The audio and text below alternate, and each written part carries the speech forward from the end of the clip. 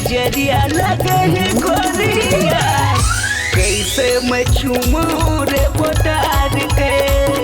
सबके नजरिया लगे है गोरिया, कैसे मैं चूमूं रे पोटार के।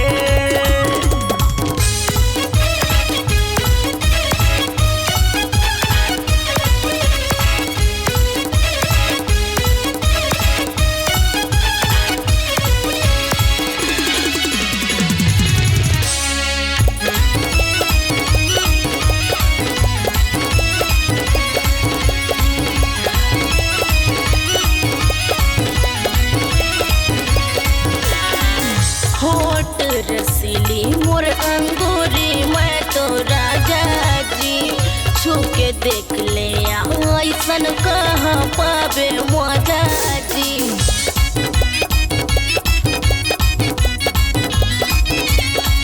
हाय होठ रसीली मोर अंगूरी मैं तो राजा जी, छू के देख ले ऐसन कहाँ पावे मजा जी। रवैया देख जी मोर डराए, सुना भी कुना मैं हर बोलाए। मोर संग रिश्ता तोर हवर तोल भर के, सबके नजरिया लगे है गोरिया, कैसे मैं चूमूं रे पोटार के।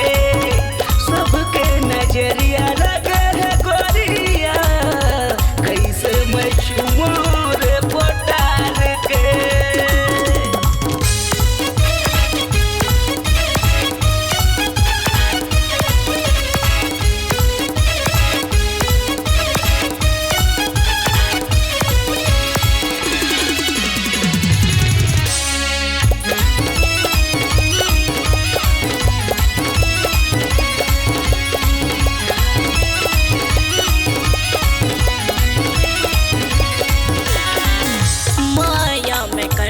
कत का जाला चलते मोर जी, नैना शराबी मोर पीले ना तया जी।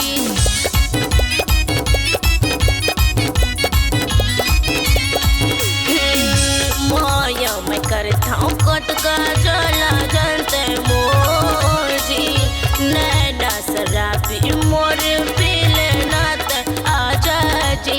प्यार मोहब्बत के महंगा है खेल रे, कछ तो लहो ही करवा दे बेजेल रे। जान लेना राजा मोर बात ते भीतर के, सबके नजरिया लगे है गोरिया, कैसे मैं चूमूं रे पोटार के।